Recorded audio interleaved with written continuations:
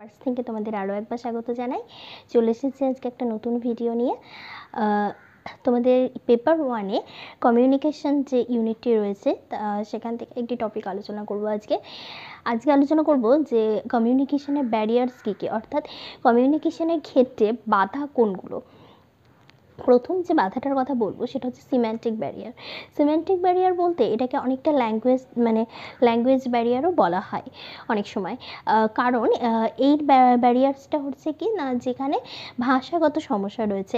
অর্থাৎ এরকম হতে পারে যে যখন কমিউনিকেশন হচ্ছে, যাদের মধ্যে কমিউনিকেশন হচ্ছে, একজনের ভাষা আরেকজন শুনতে পাচ্ছে না।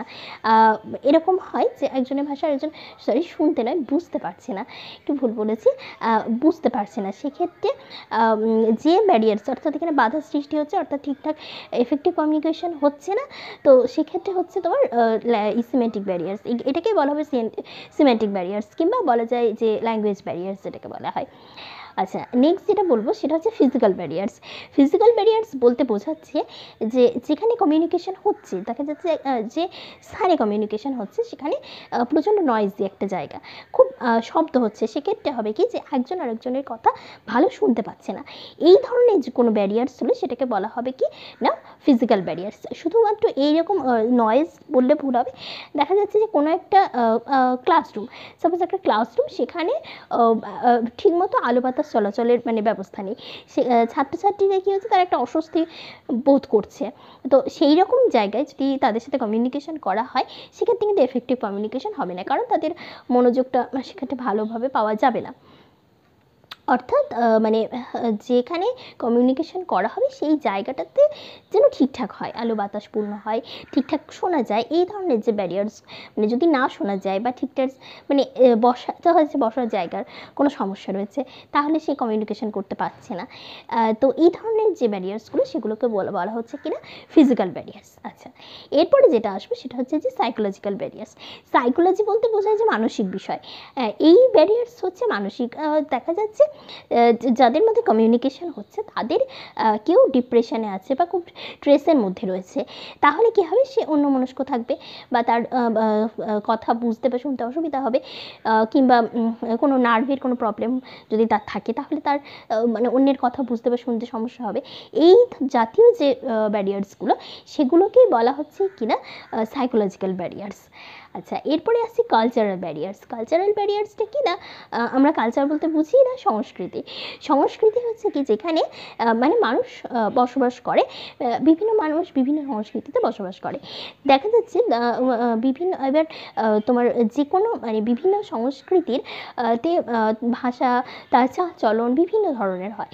যদি এরকম কোনো যেখানে কমিউনিকেশন হচ্ছে যাদের মধ্যে, সেখানে যদি কেউ এমন কোনো সংস্কৃতি বা কালচার থেকে এসেছে যেখানে স্ল্যাং ল্যাঙ্গুয়েজ ব্যবহার করা হয়, সেক্ষেত্রে সে যদি কমিউনিকেশন করে অন্যের, অর্থাৎ যে ভালো কালচার থেকে এসেছে, তার কিন্তু সমস্যা হবে তার সাথে কমিউনিকেট করতে। তো এই জাতীয় যে বাধাগুলো, সেগুলোকে বলা হচ্ছে কিনা কালচারাল ব্যারিয়ার্স। এবার এছাড়াও আরও ব্যারিয়ার্স আছে, যেমন হচ্ছে অর্গানাইজেশনাল ব্যারিয়ার্স। অর্গানাইজেশনাল হচ্ছে কি প্রাতিষ্ঠানিক, অর্থাৎ দেখা যাচ্ছে যে কোনো প্রতিষ্ঠান, সেটা স্কুল হতে পারে, কোনো অফিস হতে পারে, সেরকম জায়গাতে হয় কি যে অনেক রুলস থাকে এবং রেগুলেশন থাকে, এবং হয় কি ওই রুলস রেগুলেশনের কারণে যে স্টাফেরা কাজ করছে তাদের নিজেদের মধ্যে কমিউনিকেট করতে প্রবলেম হচ্ছে। এই জাতীয় যে কমিউনিকেশন ব্যারিয়ার্সগুলো, সেগুলোকেই বলা হয় অর্গানাইজেশনাল ব্যারিয়ার্স। তো এছাড়াও যদি আরও ব্যারিয়ার্স ভাগ করা যেতেই পারে, যে কমিউনিকেশনের ক্ষেত্রে যা বাধা সৃষ্টি করবে, সেগুলোই হবে কিন্তু কমিউনিকেশন ব্যারিয়ার্স। তাই সেই বাধা ভাষাগত, মানসিকগত বা দিক থেকে এগুলো ছাড়াও অন্যান্য হতেও পারে। তো আশা করি তোমাদের কাছে কমিউনিকেশন ব্যারিয়ার্স বিষয়টা ক্লিয়ার হয়েছে। যারা নেট সেটের প্রপার কোচিং নিতে চাইছো আমার অনলাইন ব্যাচে, তারা জয়েন হতে পারো। তার জন্য তোমাদেরকে কী করতে হবে, হোয়াটসঅ্যাপ নাম্বার আছে দেওয়া ডিসক্রিপশন বক্সে, সেখান থেকে তোমাদের নিয়ে মেসেজ করতে হবে। আর আমাদের অনলাইন ক্লাসে তোমরা কী কী পাবে, প্রত্যেকটা টপিক, অর্থাৎ পেপার 1 এবং পেপার 2 বাংলা, সেক্ষেত্রে প্রত্যেকটা টপিকের বিস্তৃত আলোচনা পাবে। কোনো টপিকে কিন্তু স্কিপ করা হয় না, এবং সেই সাথে ডাউট ক্লিয়ারের ক্লাস থাকছে। আর কি থাকছে, থাকছে তোমাদের পর্যাপ্ত নোটসের PDF দেওয়া হবে। আর তোমরা প্রত্যেক সপ্তাহে যে পড়াটা দেওয়া হয় সেই পড়াটার উপর ভিত্তি করে কিন্তু মক টেস্টের ব্যবস্থা রয়েছে। সপ্তাহে 2 দিন করে ক্লাস হয়, একদিন পেপার 1 এবং একদিন পেপার 2। এছাড়াও ডাউট ক্লিয়ারের জন্য কিন্তু এক্সট্রা ক্লাস হয়।